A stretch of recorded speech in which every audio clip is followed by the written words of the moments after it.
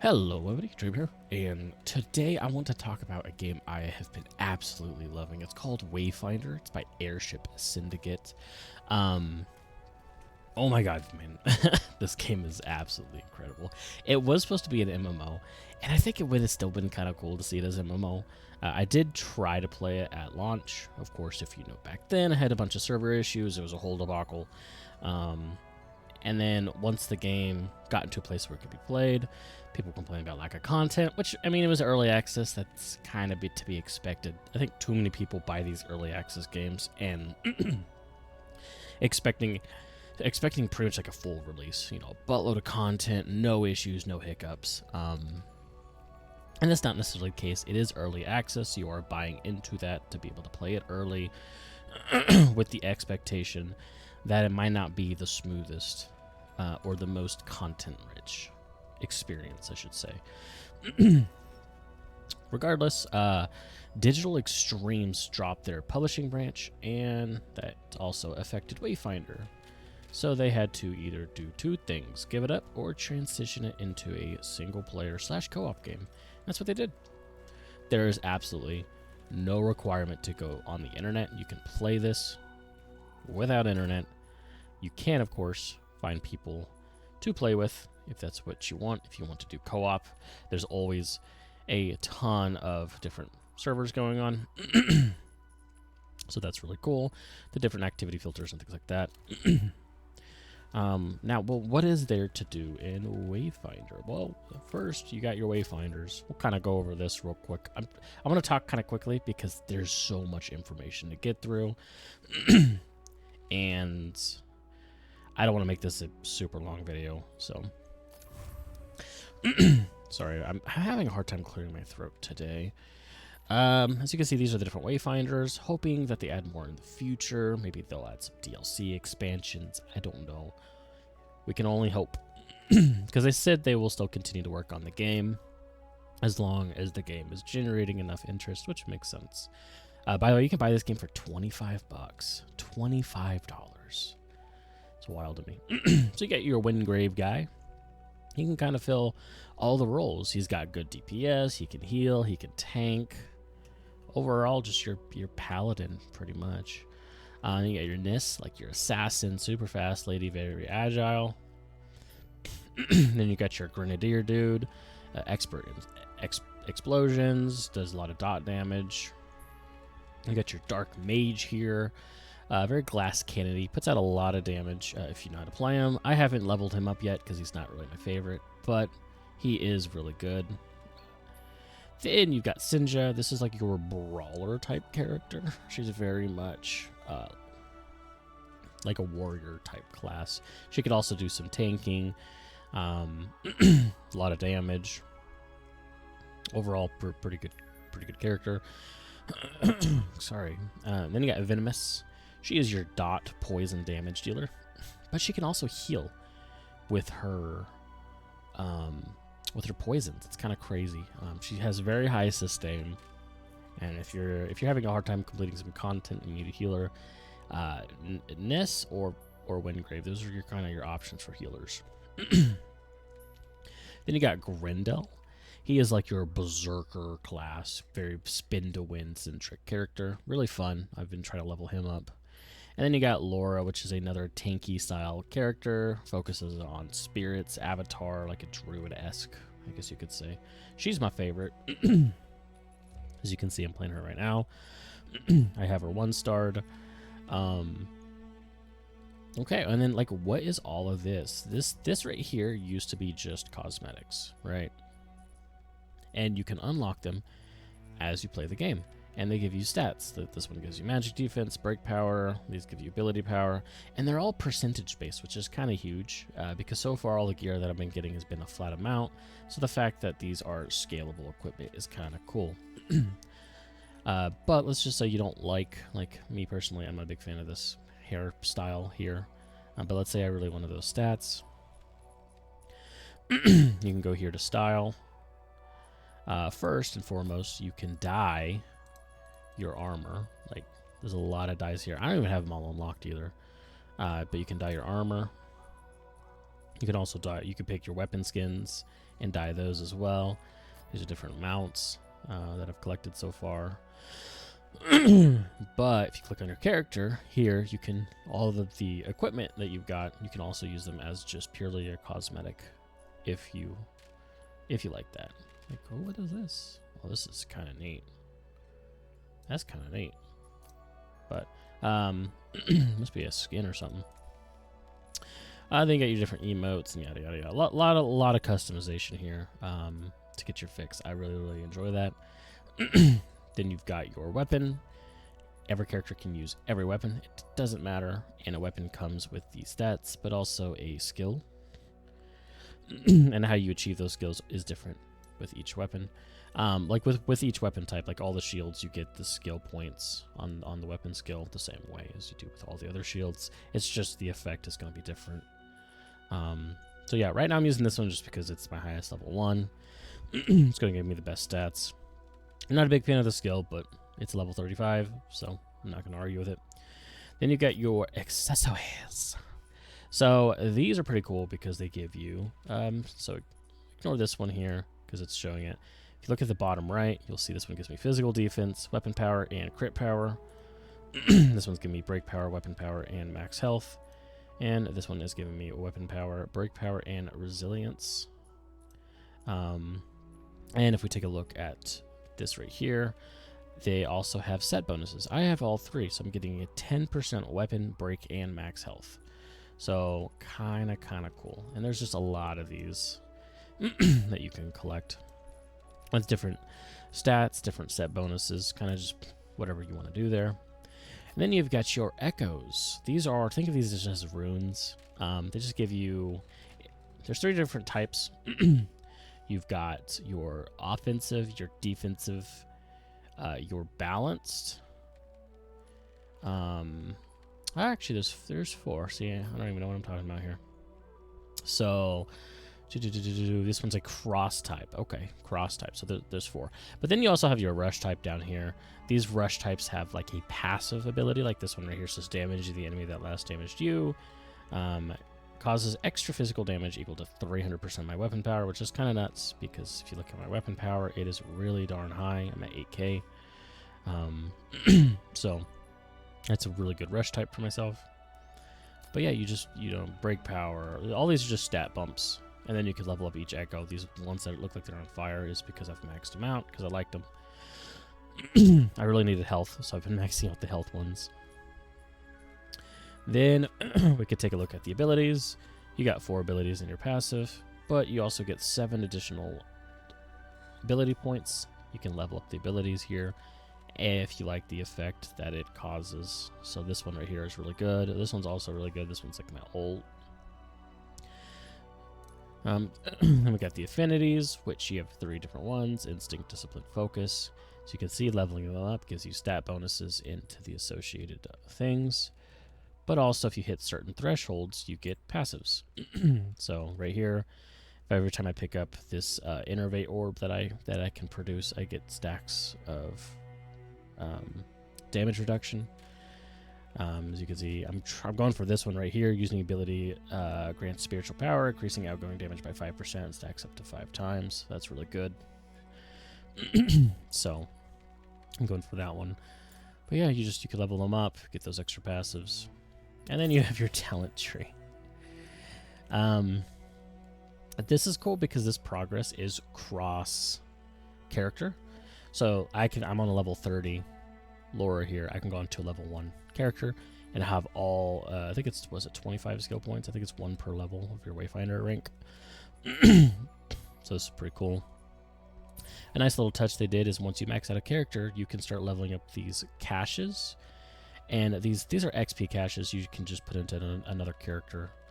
Really cool because if you max out a character, you don't really feel like you're wasting, I guess, XP that you could be farming for another character, because you could just be stacking up these XP caches and just giving them to another character. Phenomenal touch there. Absolutely huge. Big W. But yeah, that's kind of the quick rundown of kind of how character building works. Well, now how does combat work, right? Combat's pretty interesting. At first, you're like, okay, well, I got my basic attacks, right? We'll switch to Grendel here. Right, so yeah, I got dual dagger on him right now. But yeah, then you have your block or your defensive skill. For my for the daggers, you actually will phase, cause the enemy to miss. Let's see if I can get. Man, you attract everyone. I didn't really need to dodge up. See right there, I did a little counterattack. And you got your skills.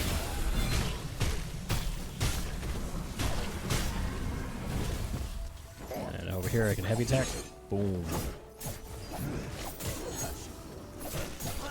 Oh, you missed. Okay. Counterattack. Jump back in. Spin. You're dead. Heavy attack. And as you can see, I built up my meter on my weapon. So now my weapon gives me a attack and a pretty big buff. I don't want to use it on one dude. It's a pretty poor example. I also got mounts in the game. Pretty sure I've already stated that. So, but yeah, we're gonna go over here. Oh, or not. Here's my weapon skill. My weapon skill allows me to generate these heavy attack stacks a lot quicker. Oh, I missed one there. But absolutely wrecked him still. So yeah, it is a very highly engaging combat system because, like, yeah, you don't have an exorbitant amount of buttons to push, but the buttons you push really do matter. Being able to land those parries, those dodges, hell, even like a dodge attack is a thing. So sometimes being able to utilize those dodge attacks is pretty massive. What else? Come on. So you can see I parried there. Absolutely huge on me. Oh, I did not parry there. So the way that these daggers work is every 4 basic attacks.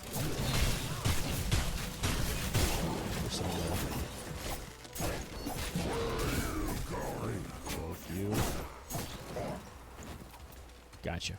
So every 4 basic attacks, I build up those little diamonds.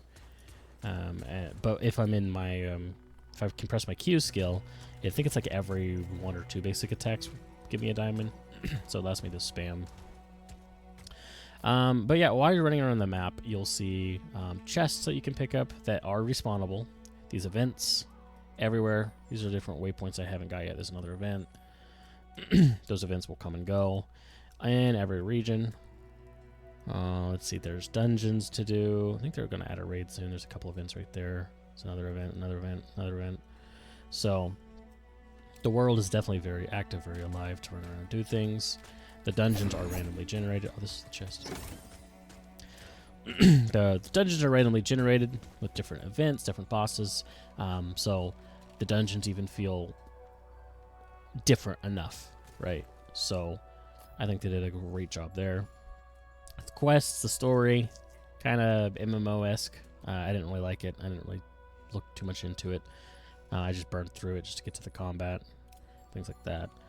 Overall, this game, for $25, this game is 25 bucks. Absolute steal. There's just a lot of content here.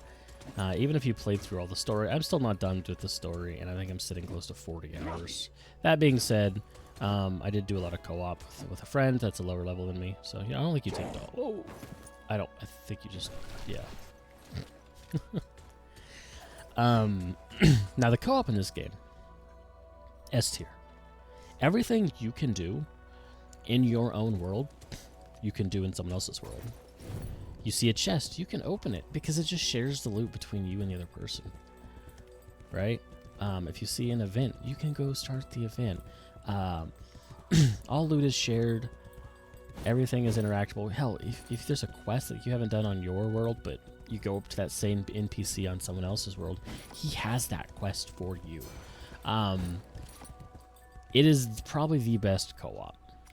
There's also it's usually world scaling right here. There's world scaling. This is huge. It's optional. If you don't like world scaling, turn it off. No big deal, right? Then people in the lower level, I can go back to wherever is it Highland, I think. Yeah, I can go back to Highlands. They're gonna be like level 10. I'm gonna one-shot them. You know, if you really need to feel that power. But I like the world scaling because enemies drop gear, echoes, resources that are associated to the level of that enemy. So I kind of want all the enemies to be the highest level they can, just so I can make sure to get the highest level equipment that I can get. But the reason why I brought that up is because when you're on multiplayer, my buddy, he's not level 30 on any of his characters.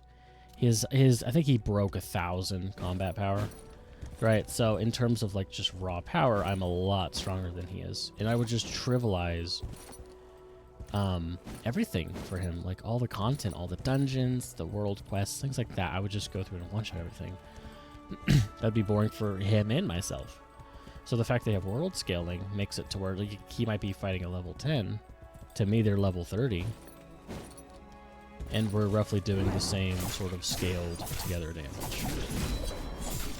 Nice little double parry, except for I missed that double. Alright, so as you can see now, I'm into my...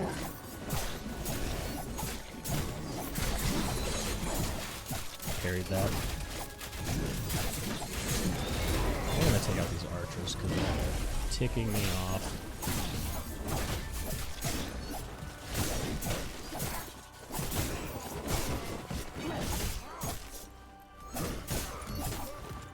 Boom. And it feels very engaging because you're blending your abilities. There's a chest over here I want. You're blending your abilities with your auto attacks, with your parrying. Come on. Oh, I missed that one. I thought I would have got that, but I did not.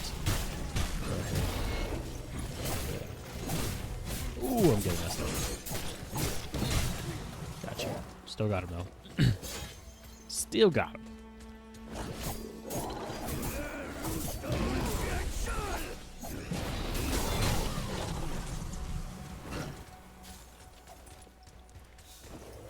Alright, yeah. But overall, game is phenomenal looking. Crucible's like this forest area. Now, the negatives. This game has negatives. Mostly comes down to performance. The game just doesn't do a good job at utilizing your entire PC's hardware, and I don't know what they could do to fix that. They are continuously working on bugs. They just released one probably like a week ago or so about a bug, or not bugs, but performance improvements. So they have been slowly chipping away at that. But if you go into your settings here, I'm using DLAA, everything on Ultra. I capped everything at 60. Could I push higher frame rates? Yes, but then when I'm doing a lot of things, there's a lot of things going on. The frames kind of go all over the place. It doesn't matter if I crank the settings down. It does help performance a little bit, but not as much as you would think. It doesn't matter like where I move the texture quality. I could go low or ultra. It uses pretty much the same VRAM. So there's some sort of, I don't know, there's something in the background that's not working, I think, as intended. Does the game run bad? No, it runs fine. As you can see, I can get a pretty steady 60 FPS on cranked. I'm on a RTX 4060 and a 5600X with 32 gigs of RAM. Performance is, for the most part, pretty stable. It ain't perfect, but now that being said, when you do render certain animations the first time, your computer will freak out. At least it did on mine. Is this like a minigame? What are we doing? Oh. Oh, is this like Simon Says? So do I go 2, 2, 2, 1, right? 3, 1, 4, 1, 3, 1, 4, 1, 1, 3, 4, 4, 3, 1, 3, 4, 4. Oh, did I mess it up? 1, 3, 4. I'm missing that third. I just need to reset it.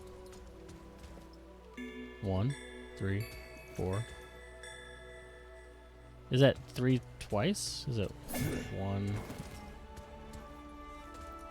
Hold on, try again. Is it that 3 twice? Oh, I see. Okay.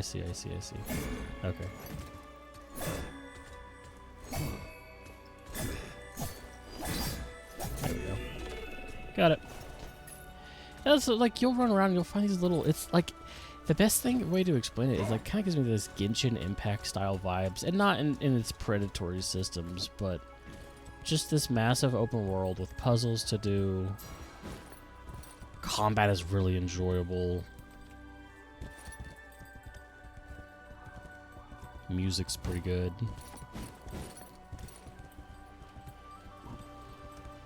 But yeah, honestly, it's a visually impressive game. This type of stylistic choice will definitely last a lot longer than, say, a game trying to go for more of a realistic style. But anyways, I'm getting on for 20 minutes now. I could sit here and talk about this game for hours. It is really, really enjoyable. For 25 bucks, you're getting a absolute ton of weapons, just to kind of give you, you know, a bunch of different swords and shields here. Daggers, maces, guns, axes, scythes, more daggers, more guns. And this is just, I'm still unlocking new weapons. I just saw, was it this one? No, it was this one. I just unlocked going into the third area. So that tells me there's even more weapons that because I've just got to the Crucible. So there's even more weapons I haven't even found yet. There's more echoes to find, more accessories, so much more content here. Player housing is phenomenal. It's kind of similar to like Elder Scrolls Online, where you can place anything pretty much anywhere. You can put stuff on top of stuff, plates, cups, things like that. So I'm not going to go into too much on that. I will say before I close this out, there is certain things you can put in your house called artifacts, and you can activate them to give you bonuses out in combat. Like this one's giving me 100 extra health. Not a lot, but it is something. So you can collect more of these artifacts and help also fine-tune your character. I forgot to talk about that, but overall, in terms of like things to do, I guess it's important that we talk about that real quick before I close it. Try to make this as short as possible. There's so much to talk about. So you've got this job board you can do. Pick up jobs. You get these things called helper coins. There's a merchant with all kinds of collectibles, cosmetics, things like that you can collect, because we all know cosmetic is the true end game to anything. And then you have this huntmaster guy. You can farm up these little glory tokens. That portal back there will take you to mystic hunts. These are little quests you can pick up until you get a better chance of getting those glory things. These are your mystic hunts. As you can see, I don't have them all unlocked yet, but these are just different boss fights that you can do at a harder difficulty to get more end-game materials. All of the Wayfinders and weapons can be awakened. As you can see, there's like a starting system here. So take same thing with the characters. They have see how this one has a star on them because I've awakened her once. If we go down here, Every sort of dungeon in the game has a certain currency you can farm up, and then there is a chance for the merchant to appear into that dungeon. You could grind for cosmetics from each dungeon. This is that job board thing I was telling you about. So, kind of cool. There's also normal hunts as well. To be quite honest, I don't really remember where that's at, because I was starting to get so much... I was starting to get like a lot of things at once. It might actually be the job board has hunts on them. It might be just the job board, which there's one right here. I don't know, these are just basic, they're really basic quests, but you get those helper coins and things like that. Oh my god, I almost didn't talk about the mutators. Oh my lord. See what I mean? There's just so much in this game for 25 bucks. I'm trying to be quick, I promise I'm trying to be quick. We go here. So here we have the I'm not even gonna pronounce that. But there are boss fights and the dungeon. Like I said, the dungeons are randomly generated. There's quite a bit of here. I just unlocked the crucible, so we're... But the big thing to talk about is the fact that, let's say I click on this expedition, you can pick imbuements that gives different affixes. You can mix imbuements that get different affixes. There's so many combinations here, right? So we can go greed. Greed, we get Midas, right? So we'll get the Midas combination with the solar power, right? Or let's say we'll go 2 solar and 1 greed, right? So now we have a... It's always going to be the first 2 is the mix, right? So now we have Phoenix eggs with solar power. Let's go Flora, Chaos, and Shadow, right? So now we're getting the mixture of Shadow Spawn of these 2 plus the Flora. So there's a lot. There is a lot. And the reason you want to do these, because combining, for example, 2 solars... We'll go 3 solars, right? This will do the normal solar power thing, but the solar flare. And kind of what this does is it makes specific materials drop in this dungeon, and those materials are used for awakening. So if you find out, like, oh, I really need this material to awaken my weapon, I really want to do that, all you got to do is just figure out what combination or what sort of mutator you need, and it will turn a lot of those materials that you get from that dungeon into that material that you need. So yeah, there's a lot, but we're approaching 30 minutes at this point. I have fun talking about this game. I would recommend it to everyone. If you bought into the early access, you don't have to pay for it. You already own it. And the amount of content, mounts, hunts, mythic hunts, the job boards, just patrols, kind of like a Destiny out in the open.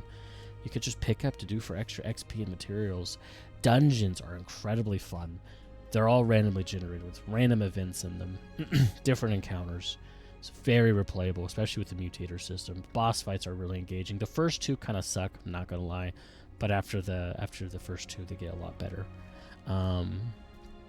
Overall, it's a damn good game, and for the asking price of 25 bucks, it's kind of a steal. Oh yeah, and they're gonna add mod support too. They're gonna add mod support. They're gonna let the players create the content. Like, what the? That's crazy. So, anyways, I'm done milking this game's balls. But yeah, if you liked the video, give it a like. If you want to see Wayfinder content, let me know, and I will gladly do content for this game, because I love this game so much that I felt like I really wanted to talk about it. So yeah, I'll catch you guys in the next one. See ya.